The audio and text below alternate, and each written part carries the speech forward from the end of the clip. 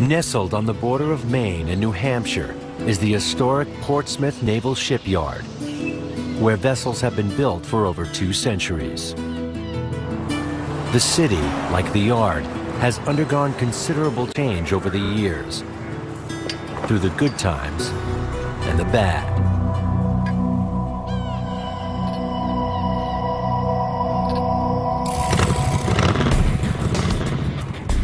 In the summer of 1981, Deborah Smarrella, fresh out of high school, is enjoying life and contemplating her future.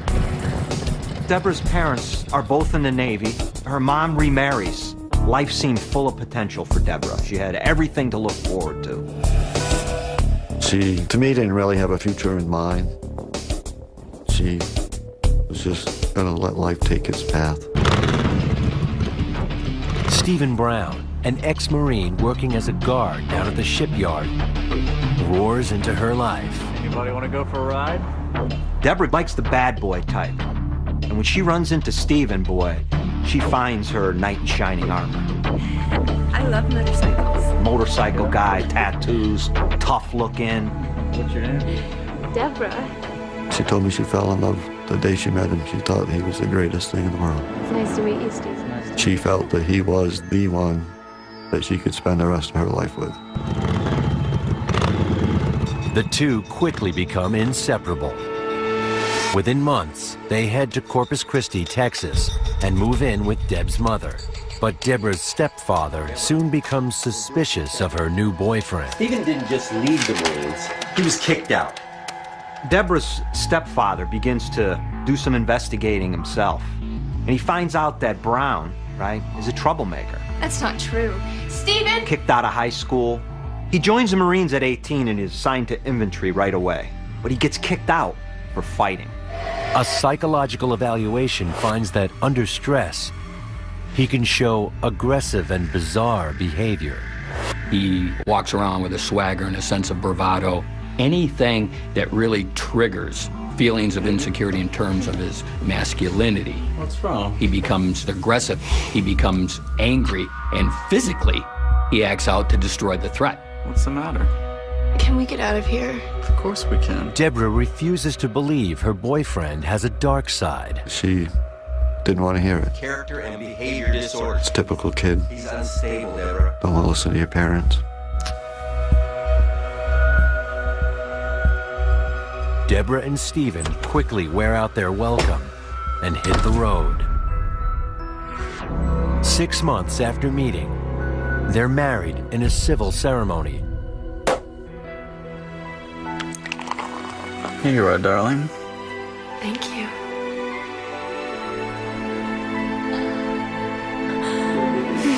For Deborah and Stephen, it's a double celebration. Because in 5 months, there will be a new addition to their family. But the honeymoon is soon over. Hey, honey. How are you? How was work? What is this? Wait, it'll be done in just a minute. They haven't been married a week. It'll be ready in just a She's minute. carrying a child, and suddenly, out of nowhere, this vicious psycho emerges. You know what time I get home from work? Every day! Are you stupid? Huh? Why is it not ready? You know what time I get home from work. I got home. That's just how controlling he was. Everything had a set schedule. Why is my dinner not ready? Why is it not ready? Why is my dinner not ready? Huh? That's how it worked. It was Steve's way or no way. Same time, every day! Once he and Deborah get married, he now has, in his mind, complete control over her. She's his. So when he's feeling stressors from every other aspect of his life, it's easy to vent on the one closest to you. Is this good, Deb? Huh? Does this taste good to you? You like the meat? Is that good? You want meat, wifey? I won't choke on it. How about this, Deb? Is that good in your mouth? Huh? Is that good? Huh, Deb? Is that good? Here you go, Deb. Here's the entree.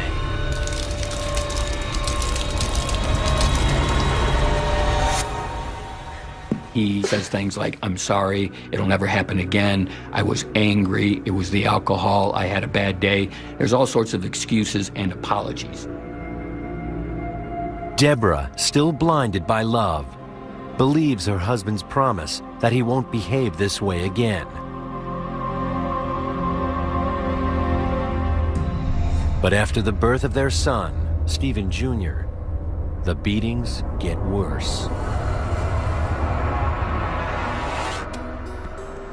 The young family bounces around Florida, Virginia, and Maine before finally settling in Newfield, New York, where Stephen manages to keep his temper under control. Life was very good for them in Newfield. He went to work for his dad.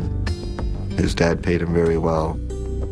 With a stable job and his parents close by, Stephen seems like a changed man. Deborah gets pregnant again.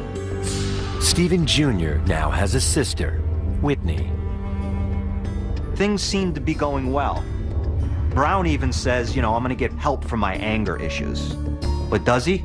Absolutely not. Stephen's dark side reemerges. Deborah once more becomes a battered wife. For 16 painful years, she endures his brutality, and the children adjust to living in fear. He would go off the deep end. He would get very upset and he would scream. He would hit her for whatever reason. You make me do this. If I didn't clean the dishes up to his standards, he would get very upset. He could break dishes. I have been smacked across the face with a frying pan. If I didn't clean my room, he would break stuff, and he would whip me with a belt. What is your problem? The house is filthy. My dinner's not ready. Brown's attacks on Stephen Jr. are even more savage. It was a lot harder on Stephen than he was on me. He would hit him in the face, and he would kick him, and he would throw him around. And it was very, very scary to see him like that. What is the kid left to do, right? Again, this is control. Brown is controlling every movement, every single thing that each family member does, they do in fear. You never knew what you were going to come home to. He could be sitting there waiting with that look, just calm as can be, with eyes blacker than night, knowing that you did something wrong and you were going to pay for it.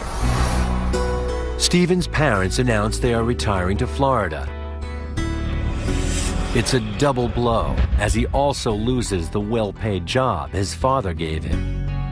Anytime there are increases in stressors with Stephen Brown, Deborah Brown is likely to be the individual that suffers the consequences for it. The beatings become more frequent and even more severe. Stephen, please, stop. Your fault. No, I don't. You make me do this. I don't care. Good. Finally, Deborah decides she's not going to suffer anymore and finds the courage to leave. She came up to me and said, "This isn't the life we're supposed to be living. We need to get out of here. It's not safe for us anymore." She takes the children to a domestic violence center and hires a lawyer to seek a protective order against her husband. Almost immediately, I think I realized it was one of the most extreme cases I'd ever handled. She had obviously been the victim of extreme domestic violence and abuse over many years. Brown finds out where she's staying and, with help from his parents, persuades her to return home. Is this really going to be different, Stephen? Of course it's gonna be He promises Deborah that he will become a loving husband once more. It's never gonna be like that again. All right? I love you. Men like Stephen Brown really don't change. And I told her that I couldn't imagine that things really were going to be better. For a couple weeks, everything's fine. One big happy family. But what always happens is that anger resurfaces, and this is all escalating.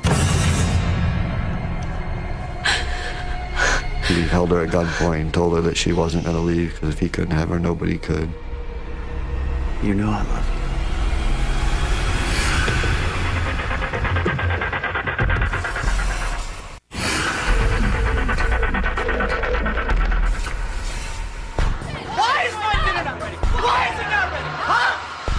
After enduring 16 years of physical and emotional abuse at the hands of her violent and unpredictable husband, You make me do this. Deborah Brown reaches her breaking point. So she's living basically in a catch-22 situation. A damned if I do, damned if I don't.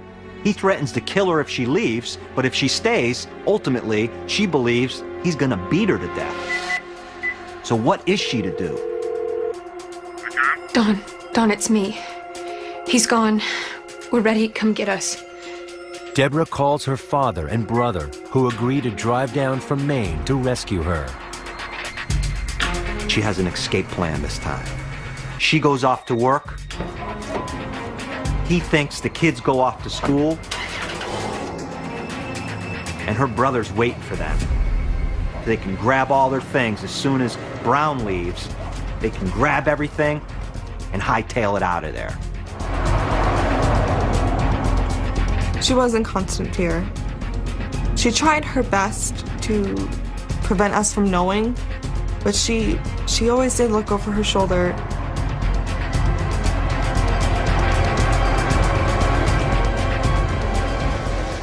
Deborah's brother, Don, invites her to stay temporarily at his home in Lebanon, Maine.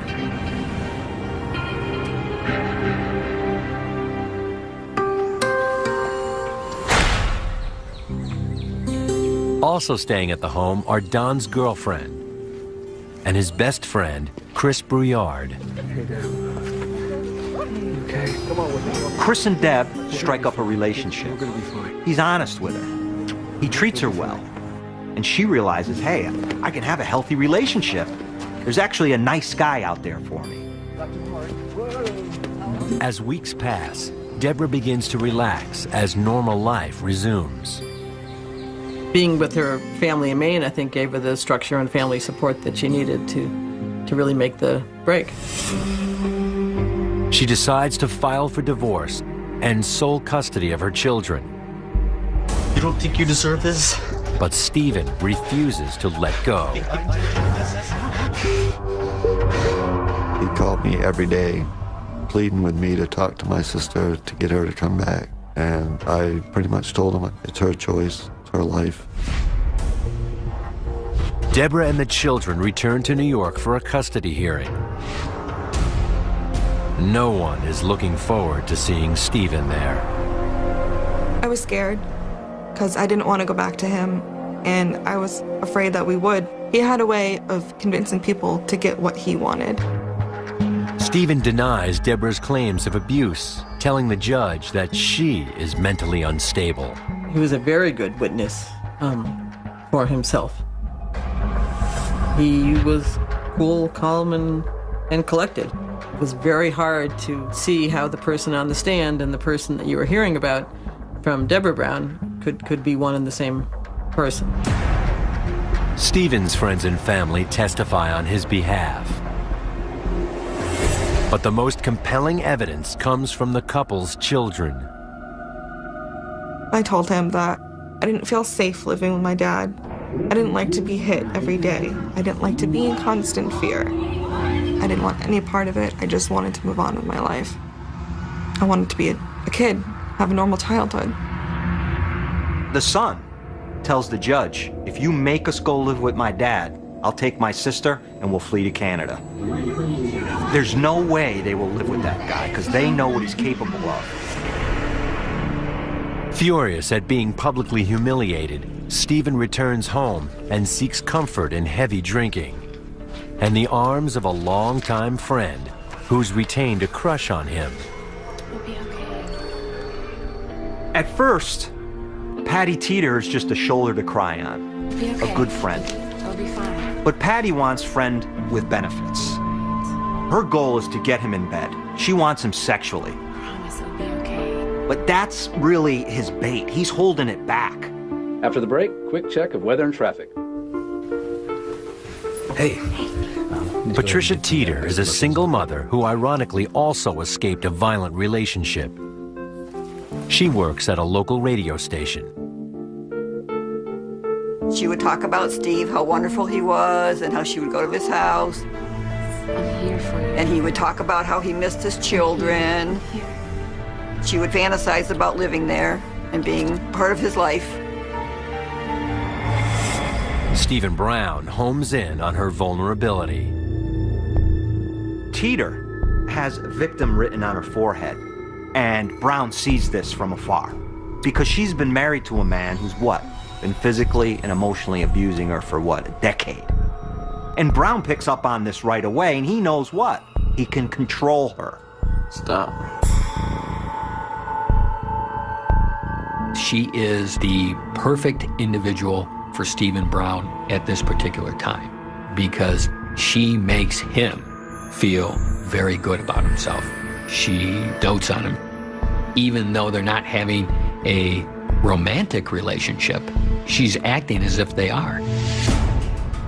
Deborah learns that the court has granted her full custody of the children and child support.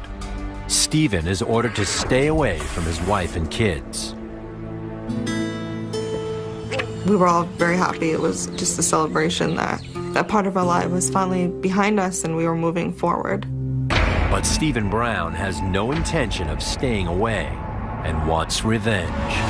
And it's a blow to his ego that he really cannot defend against in any other way than with pure rage. With his naive companion by his side, Brown decides to drive to Maine and aims to talk Deborah into returning home. But if that doesn't work, he has a far more disturbing alternative plan. Stephen Brown is coming for his wife and kids and has made his mind up that nothing will stand in his way to get what he wants and unleash his revenge.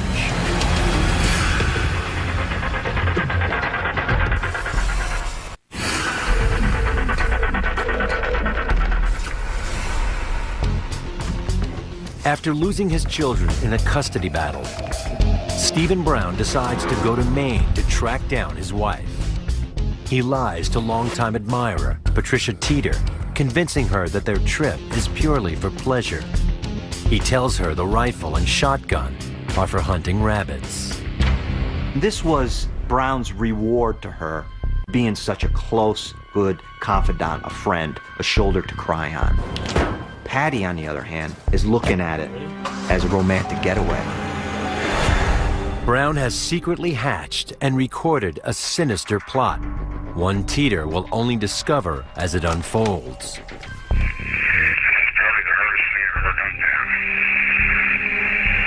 I just couldn't tell you the whole truth about what I was getting ready to do because I knew you wouldn't be a part of it. It's ending.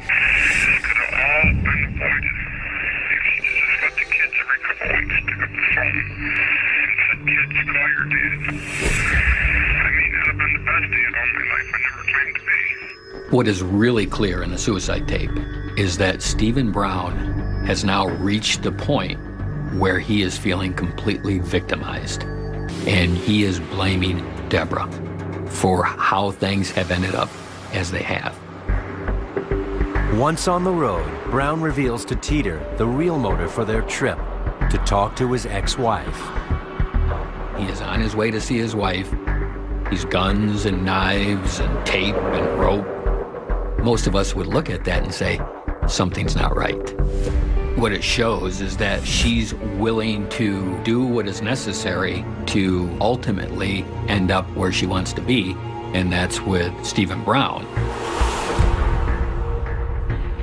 Brown's plan is to get everyone else out of the house. So Deb's alone, and he can sneak around and get in there and talk to her. That afternoon, they track down Deborah's brother's house. All right, guys, let's go inside. Get warmed up. Brown and Teeter conduct covert surveillance. Do you see them? So what is Brown doing at this point? He's stalking Deb. He's stalking the house. Where are you? Part of the thrill for the sociopath is in executing the plan. So he's getting a thrill, a charge out of executing this plan. That night, Stephen Jr. is staying with an uncle. Deborah, Whitney, and the others watch a movie together before heading to bed.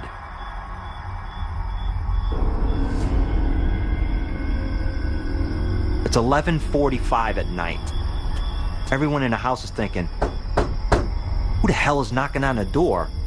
at this hour. Could you come help us? Our car broke down. My Uncle Woody went out to help her. Okay, sure. He was good with cars. He was always trying to help people. Here's the car. I don't know what's wrong with it. Let's start up, see what's going on. Patricia Teeter turns her back on the violence. The ultimate choice she makes is to deny reality and choose the fantasy. He's knocking him out, he will be all right, and Stephen Brown and I will live happily ever after. For Brown, anger takes over because really, if he wanted to, all he had to do was drag Woody into the woods, tie him to a tree, go in the house, talk to Deborah. But what does he do? He kills Woody.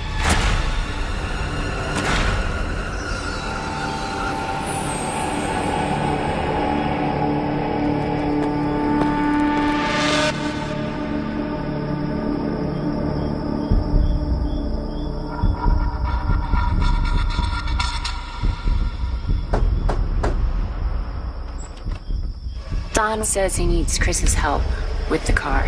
Could you go get him, sweetie? Okay. I went to wake up my mom and Chris. He just got his coat on, his boots and everything, and he went out the door. Where's Don? I have a gun. Hey, look at that gun!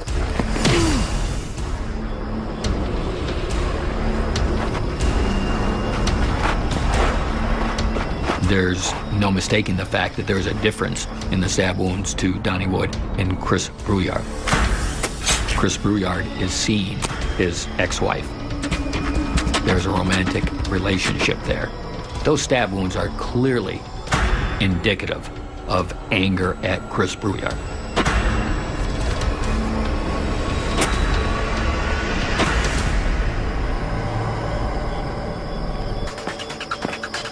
Teeter went back to that house 3 times. Shows how desperate she was for love. All right, what's going on? And my mom, she knew something wasn't right. She said, I'm gonna go.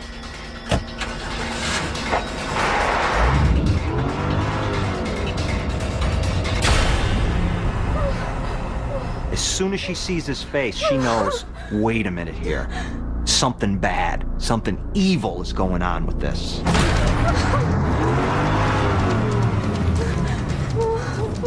Deborah tries to escape, but decides she can't abandon her family and new boyfriend, so bravely heads back into harm's way. Deborah's out of options. She realizes that her daughter's back at the house, the people she loves are back at the house, and she has to go back there right now. The night of terror is only just beginning. Get more Wicked Attraction online.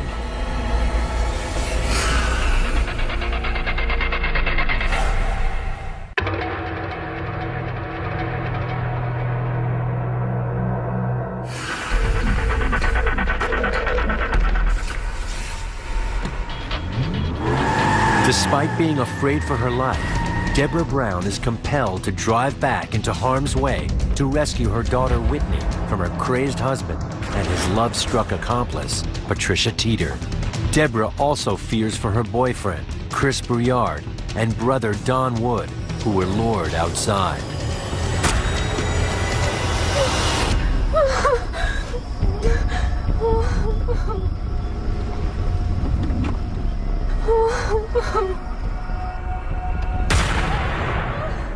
Stephen, don't! Whitney, call the police! She started screaming, he's here. And I knew it was my dad automatically. She was just screaming and honking her horn. I panicked. I didn't know what to do. Whitney, call the police! Deb is scared to death. She knows how violent he can be. Hey, Deborah. She sees that look in Brown's eye and she knows that this is for real this time. Deb asks about her brother and boyfriend, Chris. And Brown says, they're fine, don't worry about it. I just have them tied up. They're behind the garage. Deb doesn't know whether to believe him or not, but really, what choice does she have at this point? I felt completely alone. I didn't know what to do. That's when it clicked to me that this was real, this was happening. We need to do something. Donald Wood's girlfriend makes an urgent call for help. Please try to rescue you. Yes, ma'am. Okay, hold on. Take a deep breath. Get down, please. Get the cops here on 61 Lower Middle Road immediately. Stephen Brown is here. All right, take a deep breath. We have people on the way, okay? My boyfriend, he's been gone almost an hour. He went to help this woman, and this woman's been in and out of my house. Police arrive with search dogs. We did a search of the area and we found the two subjects who had left the residence to help the motorist. We found them about 30 feet back into the woods. They were deceased. They're formally identified as the bodies of Don Wood and Chris Brouillard. In a parking lot nearby, police find Deborah's car abandoned. It had a window that had been smashed out of it. There was glass all inside of it, and nobody was around. So at that point, we knew there was another vehicle involved, and we assumed that Deb, as well as Stephen Brown, had transferred into that other vehicle and had left the area. The killers, with their hostage, are now in Teeter's Oldsmobile, heading towards New York. Every time they approach a toll booth, Brown tells her, get down, cover yourself with a blanket, all right? And if the cops do happen to stop us somewhere along the way, there's gonna be a bloodbath. Brown and Teeter drive non-stop for the next 5 hours. As daybreak approaches, they arrive at a motel in East Greenbush, outside of Albany. Brown sends Teeter to the reception desk. He tells Teeter, rent 2 adjoining rooms. One for you, one for me and Deborah. So they're holed up in this hotel room all day long, Brown and Deborah. And he assaults her 3 different times sexually. And he even threatens to shoot her.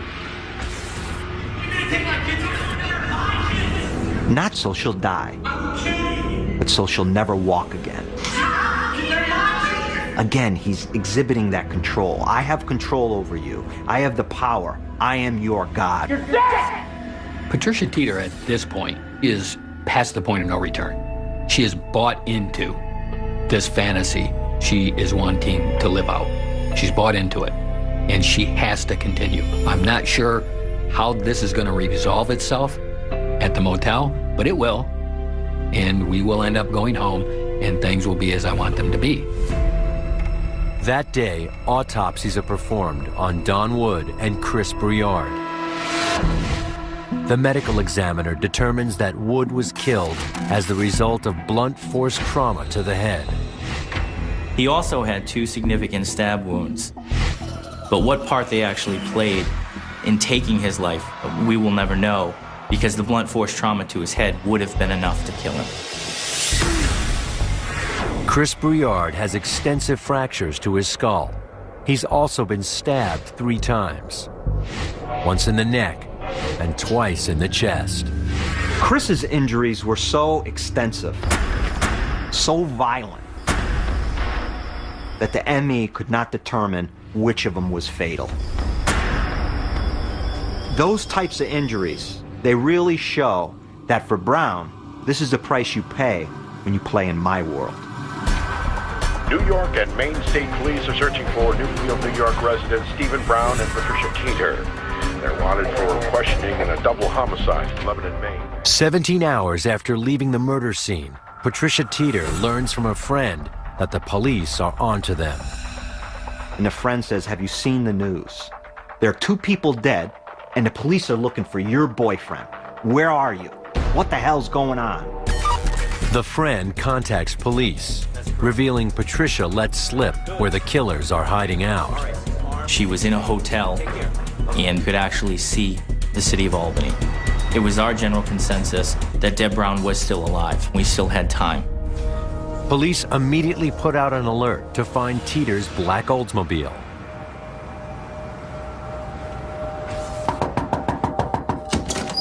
Stephen, they know the cops are coming. Go to the room. So Brown knows the police are looking for him, all right? And he knows that this is not going to end peacefully. He promised a bloodbath to Deborah, and he's going to deliver on that. East Greenbush police officer Elaine Rudzinski checks the parking lot of the motel.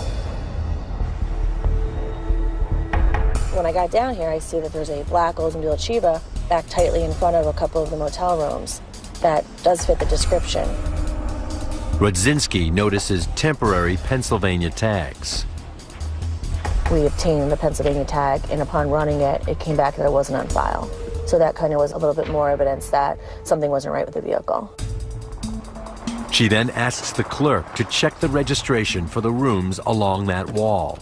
We noticed that Patricia Teeter had, in fact, registered 2 rooms in her name. At that point, everything starts rolling fast. The emergency response team was deployed. I'll take the first door, you take the second.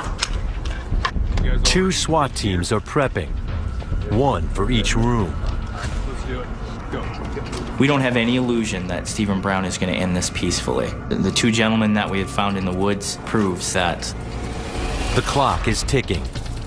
Stephen Brown is cornered, and his estranged wife, Deborah, fears she's just minutes away from an early grave.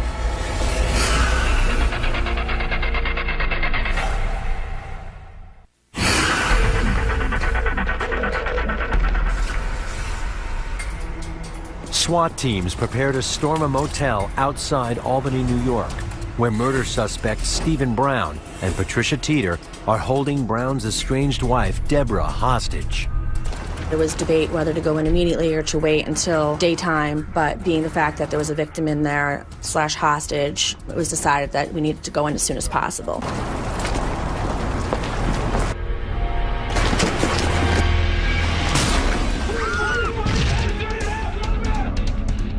They went in simultaneously, and everybody gets taken into custody until we can sort out who actually is the suspect and who actually are the victims.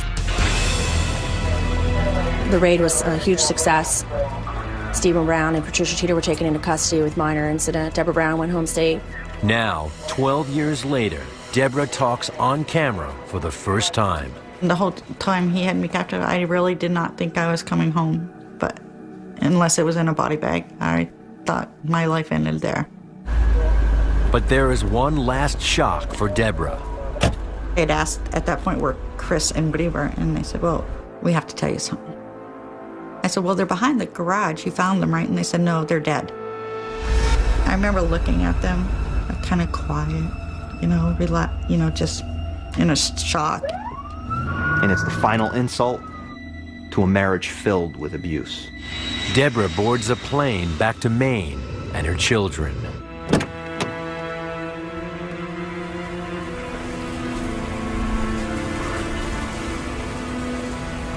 There was something different about her. Mommy? I can't really describe it. It wasn't that happy moment that I had been anticipating, where I just wanted to run up and hug her and everything would be fine, because it wasn't fine.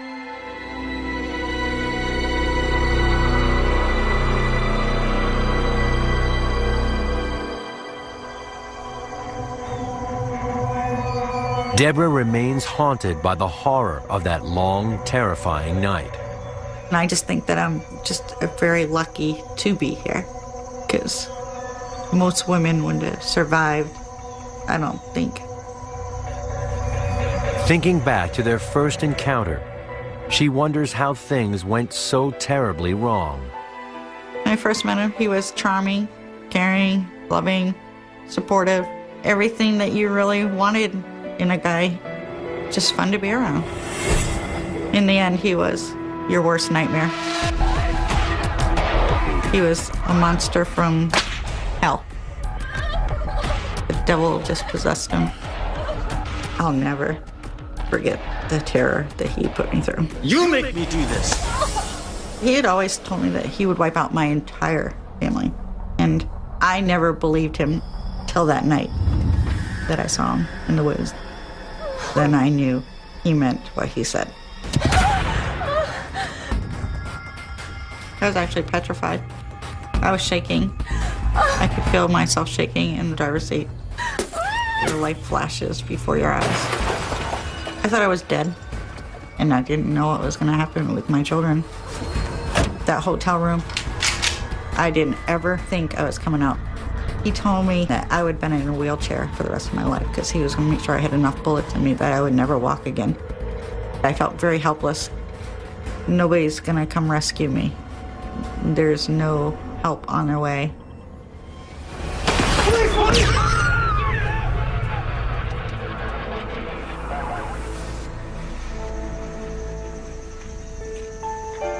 For Deborah, the most difficult part of the ordeal is the loss of her brother. My brother was like a dad to me instead of a brother, you know. He would have rescued me in Alaska. He was my best friend. Now he's not here to talk to no more. Pick you up when you need cheering up.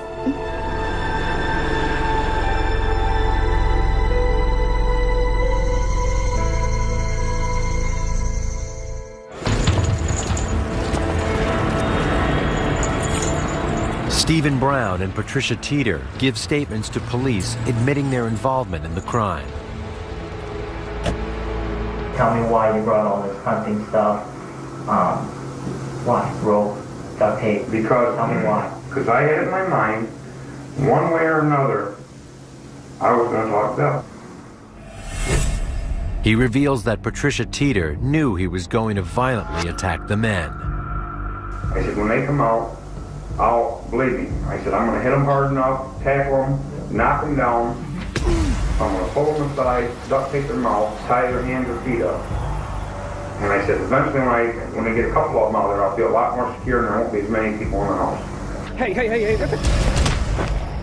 I'm freaking out. It was almost like my body was outside, my body looking in. I don't know what to tell you, but it was the weirdest feeling I've ever had in my whole life. I mean, I was shaking like belief. And I reached down in my pad, and I pulled out a knife. But I remember swinging that knife. And I think, in many respects, he was proud of himself for what he had done. I couldn't believe what had happened. I couldn't believe that everything had fallen apart and had escalated to this point. He readily confessed to these crimes, almost in a way that he wanted to tell me. He wanted to get this off his chest. So whatever was done was done. I own up to that. Patricia Teeter, nursing a black eye after the police stormed through her door, reveals her feelings towards Brown. I just wanted to try to help him, to get a little closure so he could see the kids. And that's all I was trying to do. I was trying to be his friend. She also claims she didn't know Brown was planning to kill anyone. Well, I just figured, like I said, he was going to knock him down and tie him up and then just put him into the woods or, off to the side so he could talk to Deb and maybe even see the kids. I mean, I knew he was taking quite a chance. You didn't think anyone was going to get hurt? Well, maybe knocked out and stuff, but I didn't know it was going to be the extent. So it was all right to knock people out, but you draw the line at killing them. I just went up to the door.